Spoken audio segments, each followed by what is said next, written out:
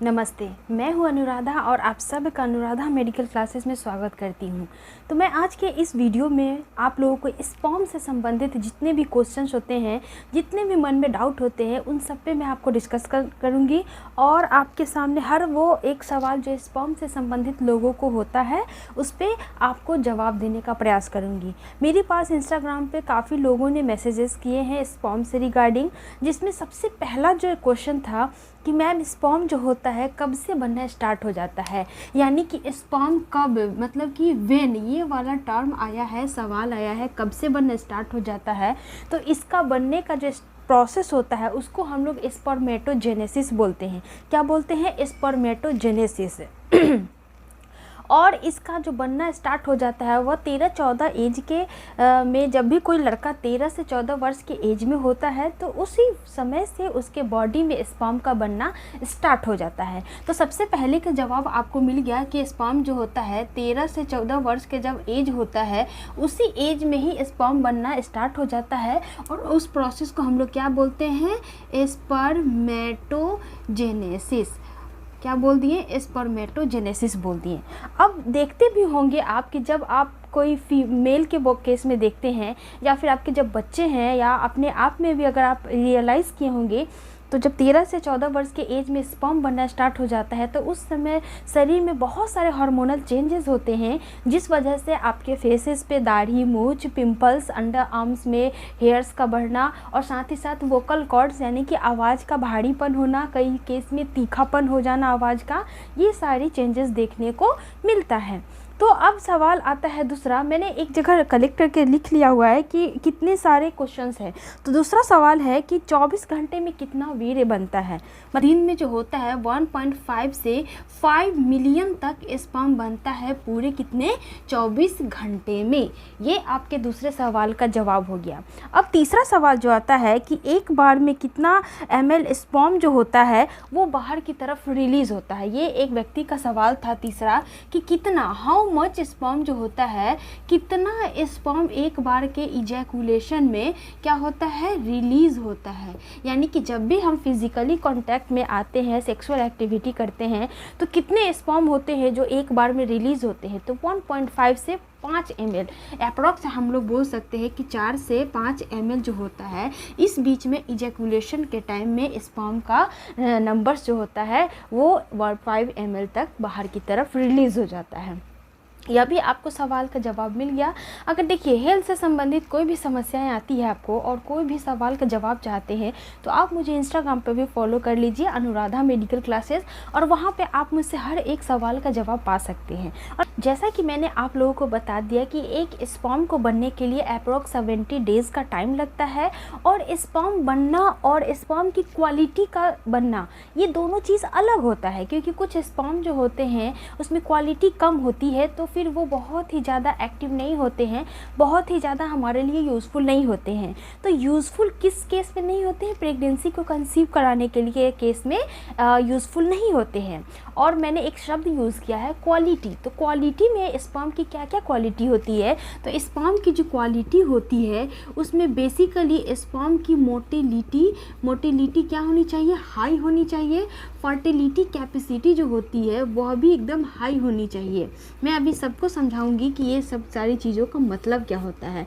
साथ ही साथ इसकी जो एनर्जी होती है, स्पर्म के पास जो एनर्जी होती है वो भी क्या होनी चाहिए? हाई होनी चाहिए। और आप सब जानते हैं कि स्पर्म जो होता है एक स्नेक के स्ट्रक्चर के जैसा होता है, तो ये सारी जो क्वालिटी होती है इन्हीं स्ट्रक्चर से संबंधित होती है। तो मोटिलिटी का अर्थ होता है कि इसको गति प्रोवाइड कराना। आप समझिए कि एक फीमेल बॉडी के अंदर में इसको वजाइना के अंदर में एंटर करना है, यहाँ से कोपुलेशन के माध्यम से एंटर करना है और इस जगह पे पहुँचना है, बिकॉज फर्टिलिटी जो होती है, फर्टिलाइजेशन की जो प्रोसेस होती है वो यहाँ पे इस्थमस एम्पुला वाले रीजन में होती है। तो कोई भी स्पर्म मूव करके यहाँ तक पहुँचता है और यहाँ तक पहुँचने के लिए उसको कितने समय की आवश्यकता होती है, यानी कि आप टोटल कह सकते हैं कि यहाँ तक यहाँ स्पर्म पहुँचता है तो स्पर्म की जो कैपेसिटी होती है 72 आवर तक जिंदा रहने की होती है। इसीलिए हम प्रेगनेंसी के केस में क्या करते हैं, अगर आपको अवॉइड करनी है प्रेगनेंसी तो कोई भी मेडिसिन जिससे अनवांटेड 72 होता है,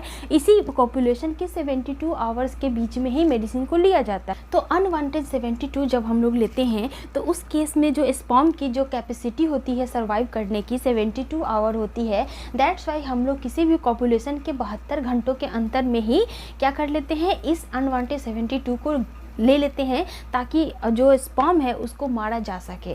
अनवांटेड 72 में कुछ ऐसी चीज़ें होती है जैसे कि कॉपर रिलीजिंग हार्मोन होता है, जिसमें कॉपर का काम होता है इस स्पर्म की मोटिलिटी को ब्रेक कर देना। मान लीजिए कोई भी चीज़ आज दौड़ रहा है, हम उसके रास्ते में ग्रीस को बिछा देंगे या फिर ऑयल को बिछा देंगे तो क्या वो आदमी दौड़ पाएगा? नहीं, गिर जाएगा। यानी कि उसकी गति को क्या कर दिए हम लोग, ब्रेक कर दिए, कम कर दिए। तो यही काम करता है कोई भी कॉपर रिलीजिंग हार्मोन जो होता है, जो हम टैबलेट्स के फॉर्म में लेते हैं, इंजेक्शन के फॉर्म में लेते हैं, ये फीमेल्स लेती हैं। तो फिर उस केस में ये स्पर्म को क्या करती है, उसकी मोटिलिटी को ब्रेक डाउन कर लेती है। तो ये हो गया, समझ गया आप। और फर्टिलिटी कैपेसिटी भी स्पर्म की क्या होनी चाहिए, हाई होनी चाहिए। यानी कि इसको इतना इसमें कैपेसिटी होनी चाहिए कि ये जब ओवा के पास पहुँचे, ओवा क्या होता है, फीमेल का बॉडी का एक इम्पॉर्टेंट पार्ट होता है जो आपको रिप्रोडक्शन में हेल्प करता है। और इसी ओवा के चारों तरफ जो होता है एक जोना पेलुसिडा का लेयर होता है, जोना पेलुसिडा। और इस स्पर्म का काम होता है यहीं पे आउटर जो लेयर है यहाँ पे बहुत ज़्यादा तेज़ी से यहाँ पर आकर के क्या करना, यहाँ पे इकट्ठा हो जाना और वॉल को ब्रेक करके अंदर में ओवा जो आपका मेन है, इसी ओवा में क्या करना, अपने आप को संलयित करना और जाइगोट को बनाना। तो ये फर्टिलिटी कैपेसिटी कहलाती है कि स्पर्म का बाहरी जो जोना पेलुसिडा लेयर होता है उसको ब्रेक करके आगे की प्रोसेस को अंजाम देना। तो ये कैपेसिटी भी हाई होना चाहिए। मान लीजिए कोई स्पर्म आ गया और यहाँ पे इकट्ठा हो गया, लेकिन इस ब्रेक मतलब ये वॉल को ब्रेक ही नहीं कर पा रहा है, तो क्या इसका यहाँ पे आना मायने रखता है? नहीं, बिल्कुल भी नहीं रखता है। तो ये चीज़ भी इसकी क्या होनी चाहिए, हाई होनी चाहिए। साथ ही साथ एनर्जी जो है इसको भी हाई होना चाहिए। तो इस एनर्जी के लिए जो होता है, ये मिडिल पीस होता है स्पर्म का, यहाँ पे आपका माइटोकॉन्ड्रिया होता है। माइटोकॉन्ड्रिया को जानते हैं कि हम लोग क्या बोलते हैं, पावर हाउस ऑफ सेल बोलते हैं, पावर हाउस ऑफ सेल बोलते हैं।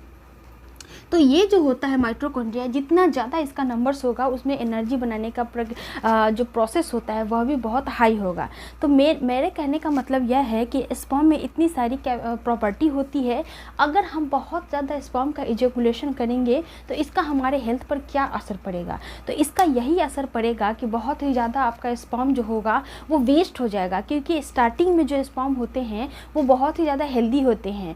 मैं ये बात भी क्लियर कर दूं कि एक जो मेल होता है उसको प्रेगनेंसी को कंसीव कराने के लिए कोई ऐसा एज लिमिट नहीं किया गया है, क्योंकि स्पर्म जो होता है पूरे जीवन भर उनके बॉडी में बनता है। जबकि महिलाओं के केस में 45 से 50 वर्ष के उम्र में ही जो गैमेट होते हैं, ओवा होते हैं, वो बनना स्टॉप हो जाते हैं 50 वर्ष के उम्र तक। वहाँ एक मैक्सिमम एज को लिया गया है, उससे पहले भी हो सकता है, जिसको हम लोग मीनोपॉज बोलते हैं। तो ये रहा आपका स्पर्म से संबंधित कुछ सवाल। और एक और सबसे इम्पॉर्टेंट सवाल था कि मैम मेरा जो स्पर्म है वो इजैकुलेशन बहुत जल्दी हो जाता है कॉपुलेशन के टाइम में, तो उससे संबंधित जो योग होता है, कोई एक्सरसाइज है, तो फिर आप मुझे बताइए। तो मैं आपको यही सजेस्ट करूँगी कि अपने स्पर्म को बहुत ही ज़्यादा रिलीज़ कराने के पीछे कई सारे रीज़न्स होते हैं।